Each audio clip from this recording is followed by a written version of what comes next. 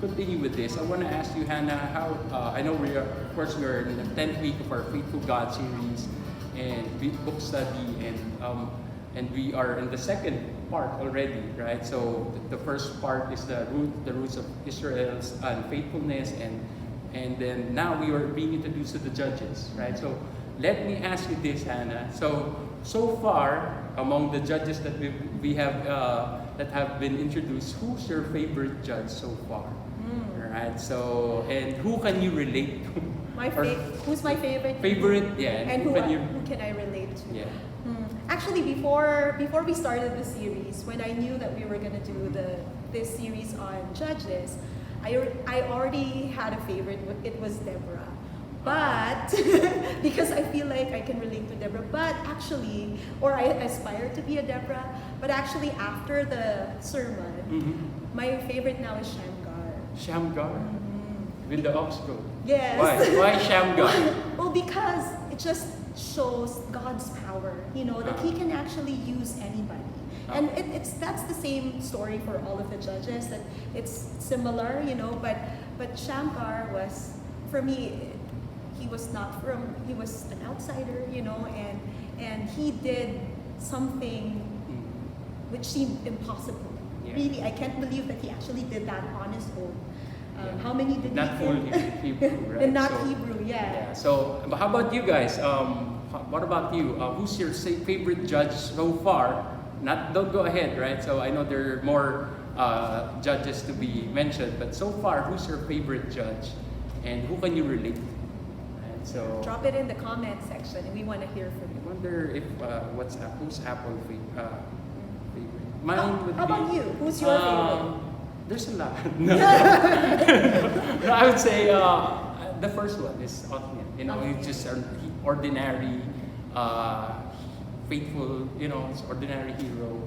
Can be that means you're just being faithful to God, and then just being faithful, and yet God used you, right? And so, and of course, there's always, it seems like every. I know you're about to say something. Sorry, I cut you off. But yeah. So it's like every character that God that we're being introduced to seems like God uses unlikely people. Yes, yes. So that is the common trend of the series. Yeah. And I love how God shows His power through people who think they are limited.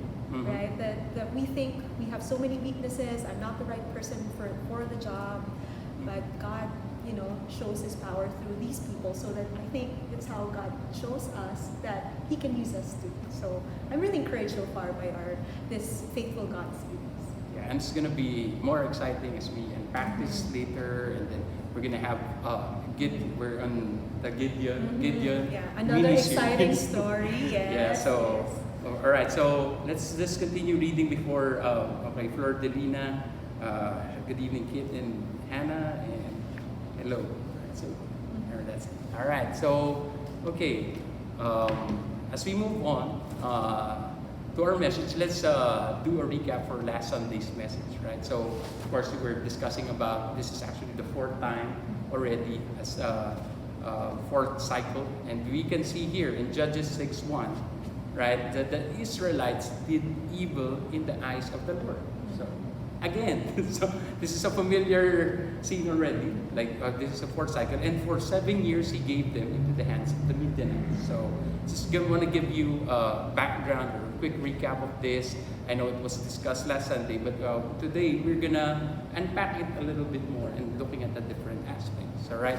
So, did evil in the eyes of the Lord. So, after the death of Deborah and Barak, so the Israelites did evil again in the eyes of the Lord. And because of the Israelites' unfaithfulness to God, the Lord handed them over to the hands of their enemies. As you see this, as I was reading this, of course, we would hear it again, the insanity of going back to their old sinful ways, the disobedience. So it might seem like, as you look at this, like, why continue doing this? But as I look at this is actually us. Yes. Right? So when we are pursuing it, at the same time when we are not careful, we're not mindful about the things that God has delivered us from, slowly, we end up going back to our own sinful ways if we are not careful. Yes. So So this is what it is. So, and after that, of course, they worship different idols, Baals and Ashtoreths, right? So this actually shows the relationship of God and His people. This is actually, the Midianites is the fourth conqueror, the fourth oppressor, actually. So Midianites were the descendants of Midians, sons of Keturah and Abraham. So who are they? So remember, the Abraham had Rachel, Leah. After that, so Keturah and Abraham, when she died, of course, this basically what I'm trying to say. They're cousins. They're related. So the cousins fighting each other. So remember when we were young, we used to fight each other, but not go against each other. Yes, not going. This not is fighting. taking it to the next level. Yeah, that's a different one. That's a different one. All right. So, but this is what it is. All right. So, and as we look at verse 2, we see here that the power of Midian was so oppressive. Mm-hmm. So the cruelty, right? That they were so oppressive that the Israelites prepared shelters for themselves in mountain cliffs. They caves and strongholds. The land that they used to have, now they're already hiding in the mountains, right? Because they were so oppressive.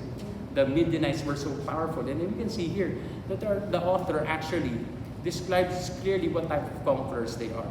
It's interesting, actually, as last Sunday it was discussed, there was no king that was mentioned. They're just Midianites. There's no ruler, main ruler, like previously it was King Jabin and Sisera with the iron chariots. This one is just the Midianites. They're actually a nomadic tribe, right? So there are nomadic tribes and they conquer tribes. So they are ravagers, right? So they come to kill, to steal and destroy what comes their way.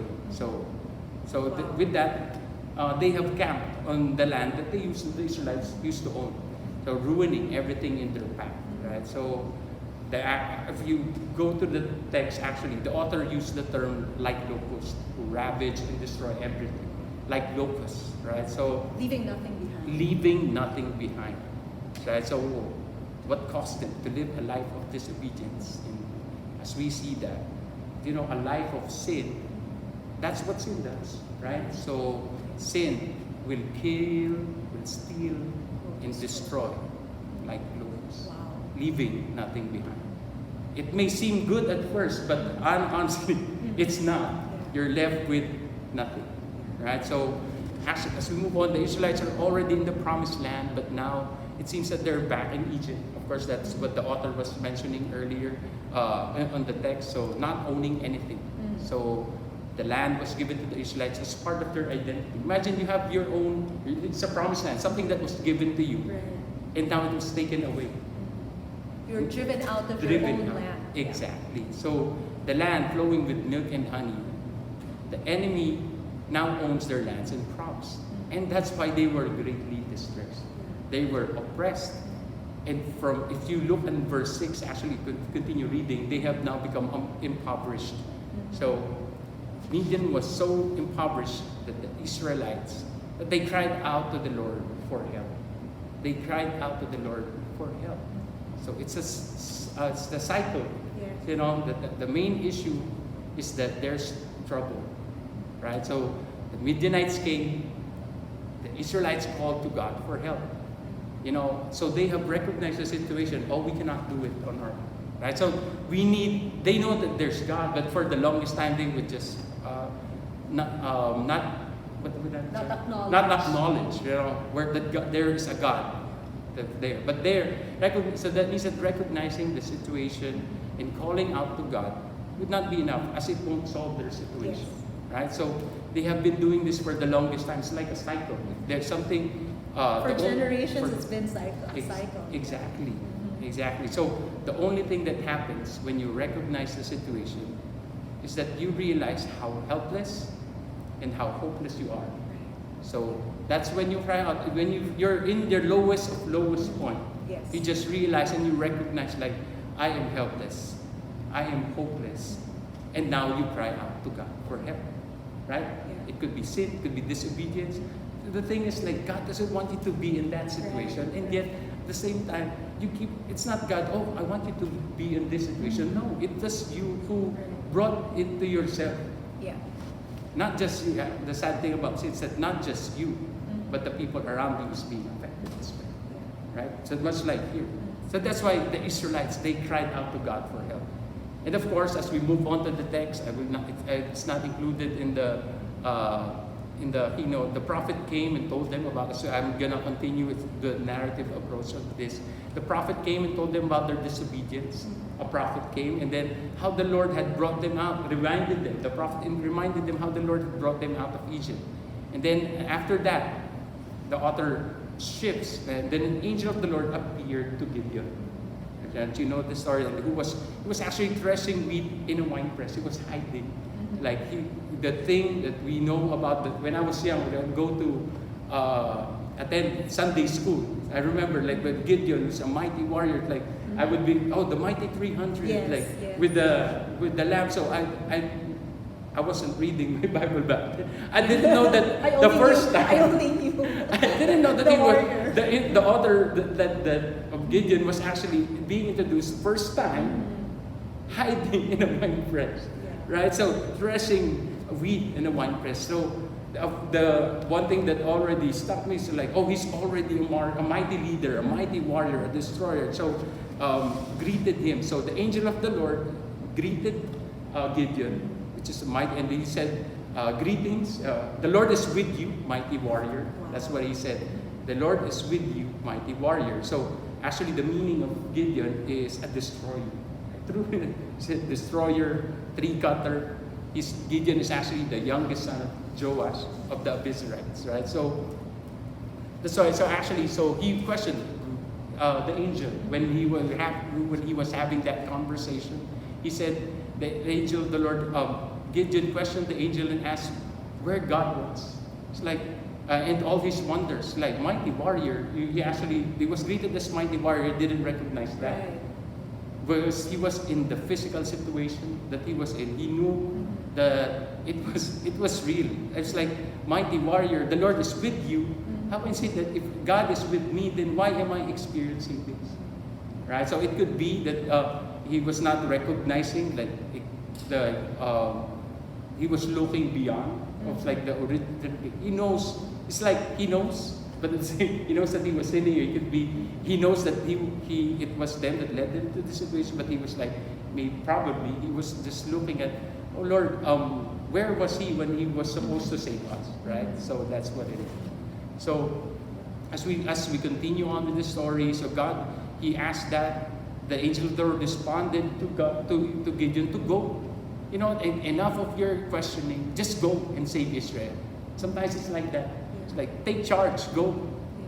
Instead of complaining about your situation, you gotta stand up and instead of being stuck in a situation, you Or have to asking too many questions. It's not like I'm not saying that asking questions to God is wrong.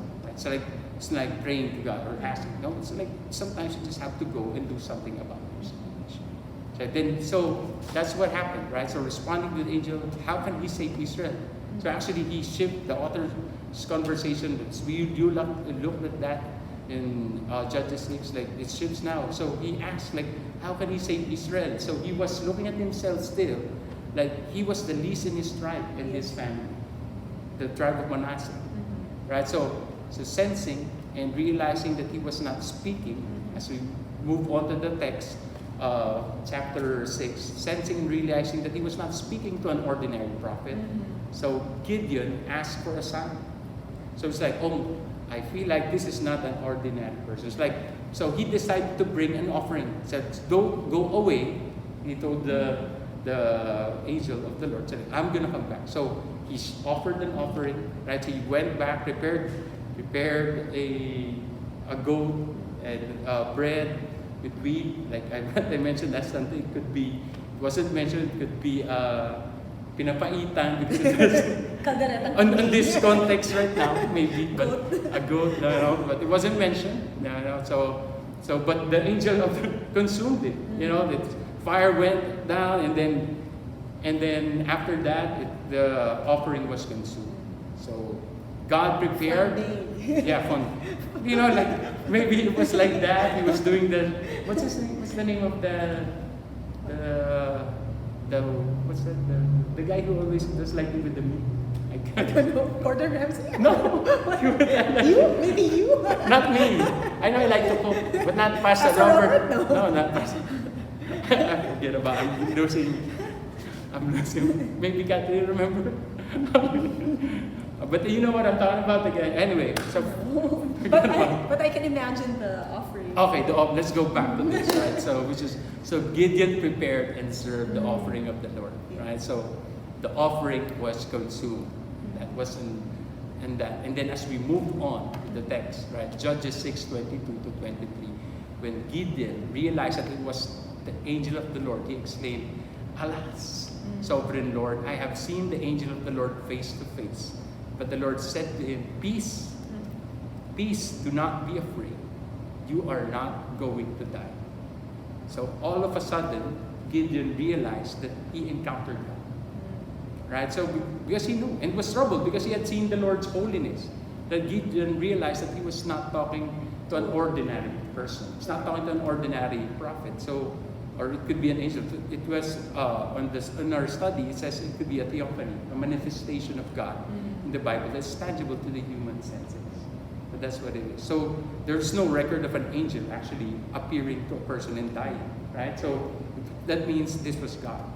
Revealing himself to Gideon. So Gideon knows that anyone who has seen God in person will not live. Right? So according to Exodus 33, actually he said, "You cannot see my face, for no man can see my face and live." So that's what it is. So only Moses. But God allowed the back. Moses is different. But God allowed Gideon to live. Salt Bay said, I just saw Bonnie just responded, Salt Bay.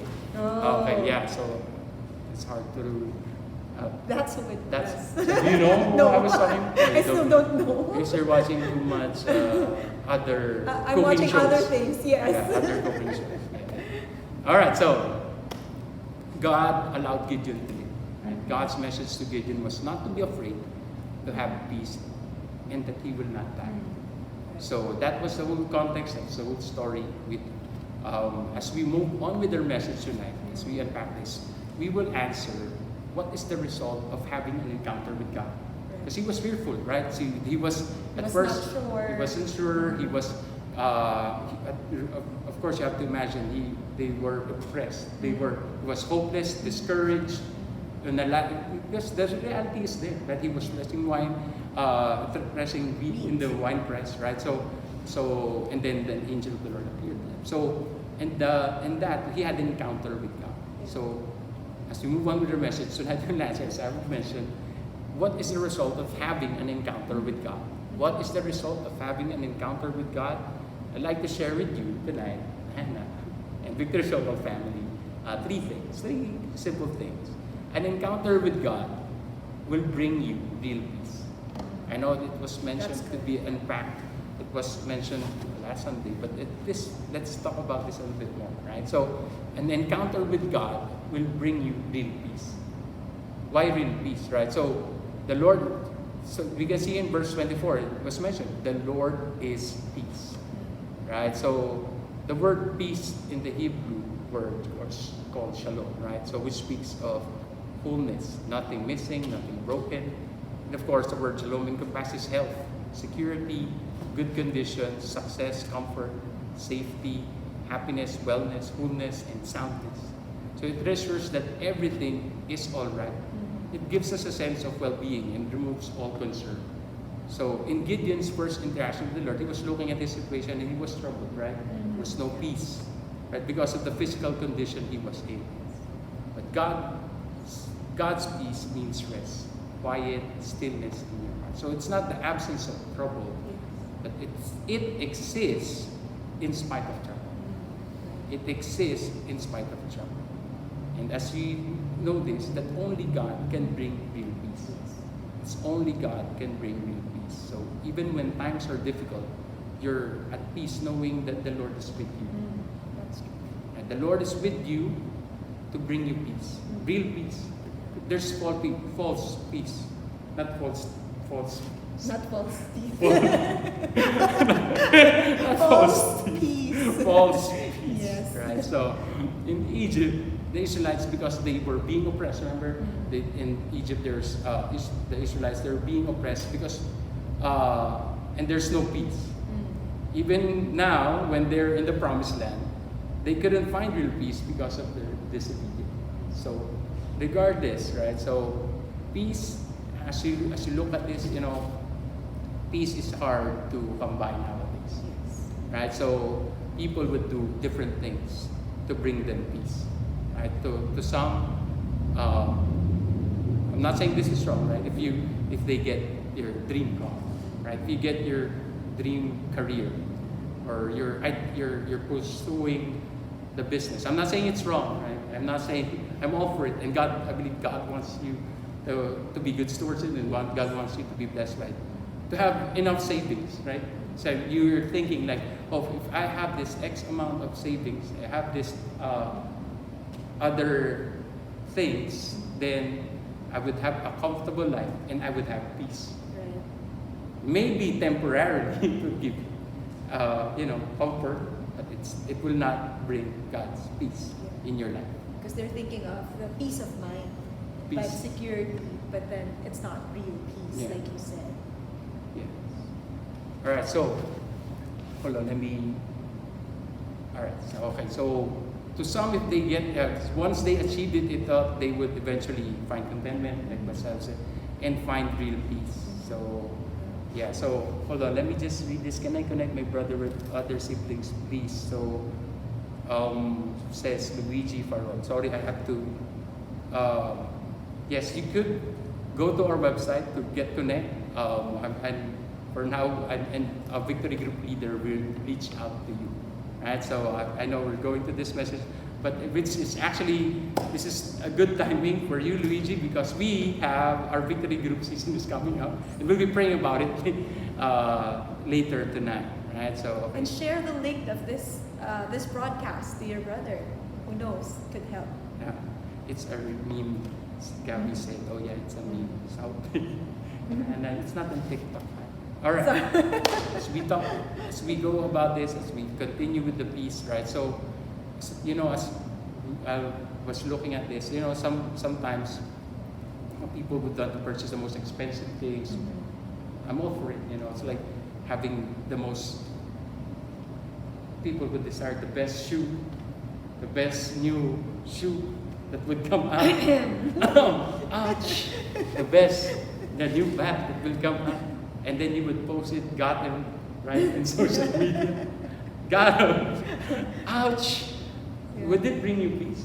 No. Temporary. It might bring you a bit of joy, but not peace. Oh, I deserve it because I worked hard for it, right? So some people would go like that. So pursue to reach the highest achievement in their careers, and yet they still couldn't find peace, right? So some would do, I would say, do acts of service, do community work. Yeah. I think they would feel like, okay, I'm earning something good, I would help my family back home, doing all the good things, but sometimes it will bring you on satisfaction, but it will not bring you real peace, right? So you want to add something? No, just I was just thinking that sometimes when you're thinking through the lens of the world, you aspire to get things because you think it will give you peace. But actually, as you acquire more of these things, or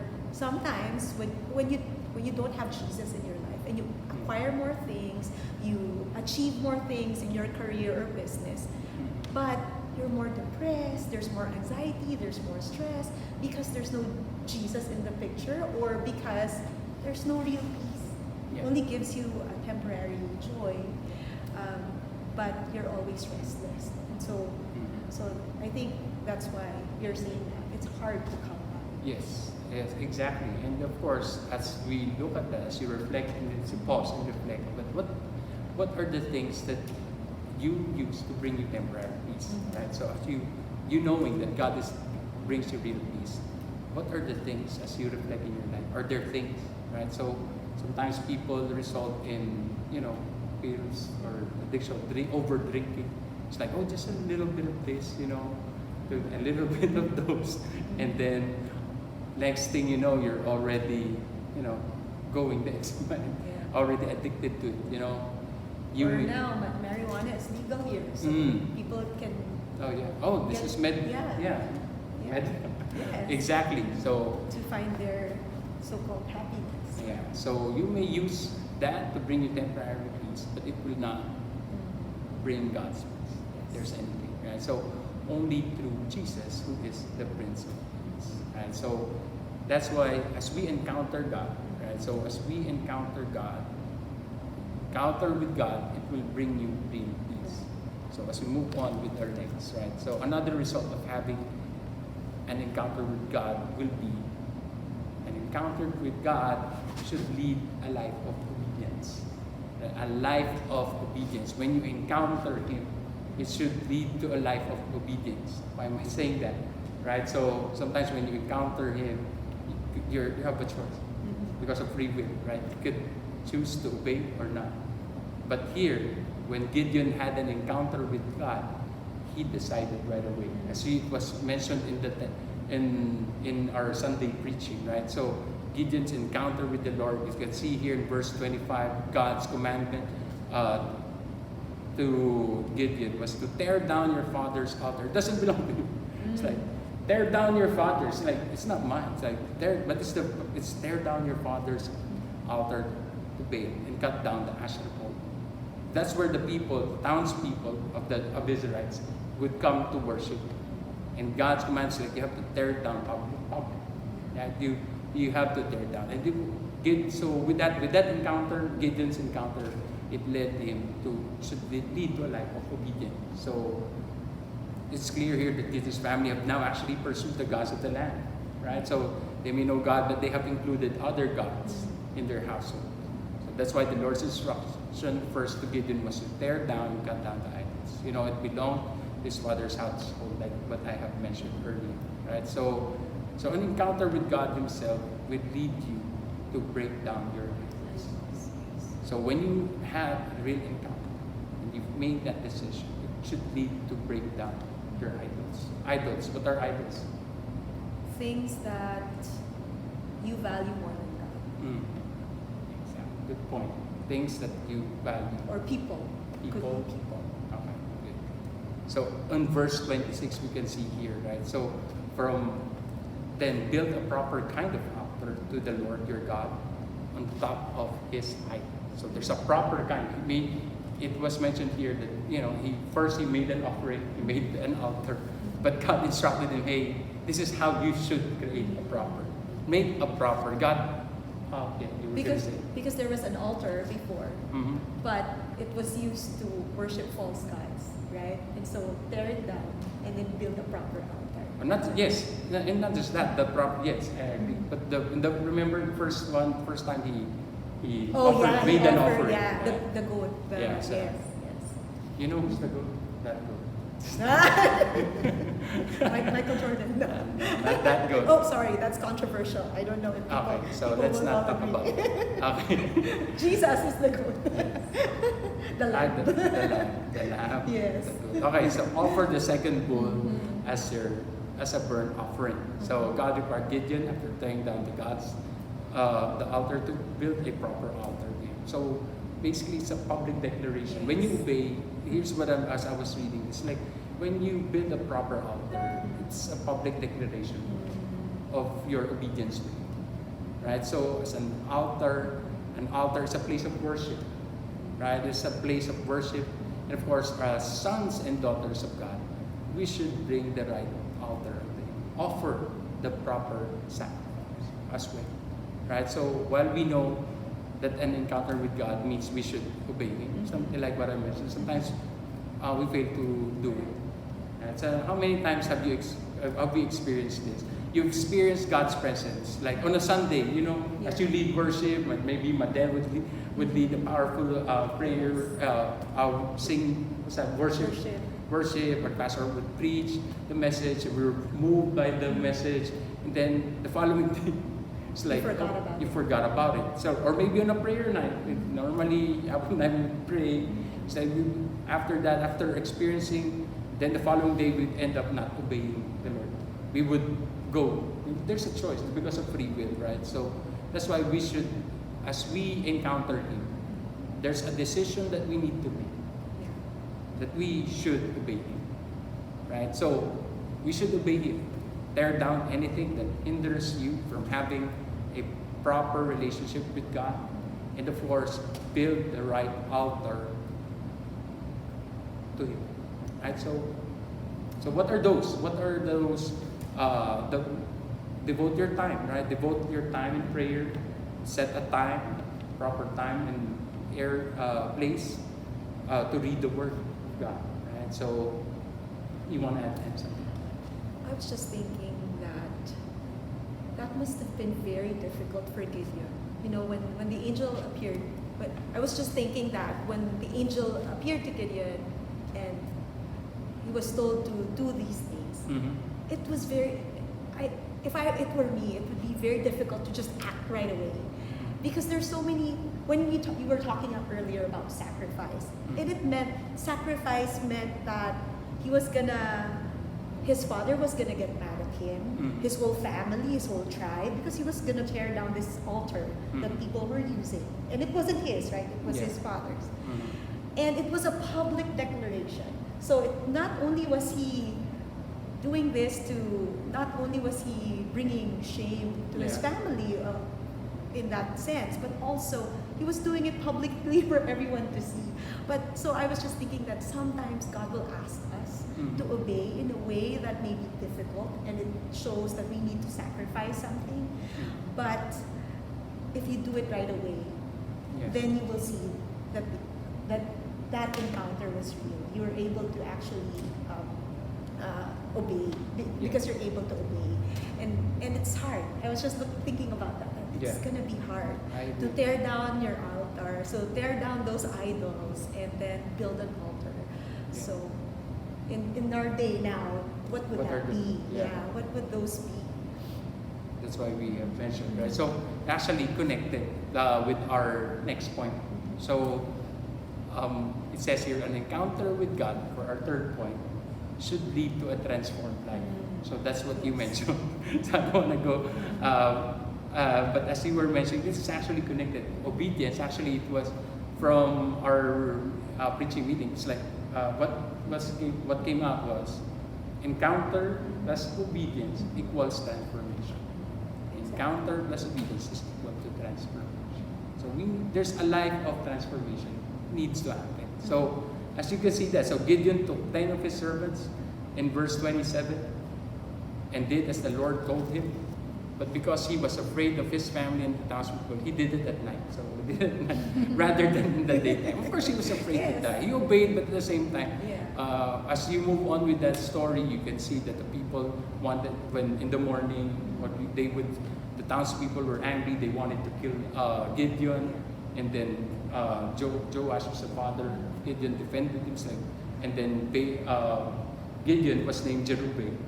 Let Baal defend himself. He was named after that. So Gideon's encounter with God was transformative, right? So it was transformative. It was immediate, actually. So his encounter, the moment he encountered God, he obeyed. He took action. Right? Exactly. He was bold enough to obey him. Yes.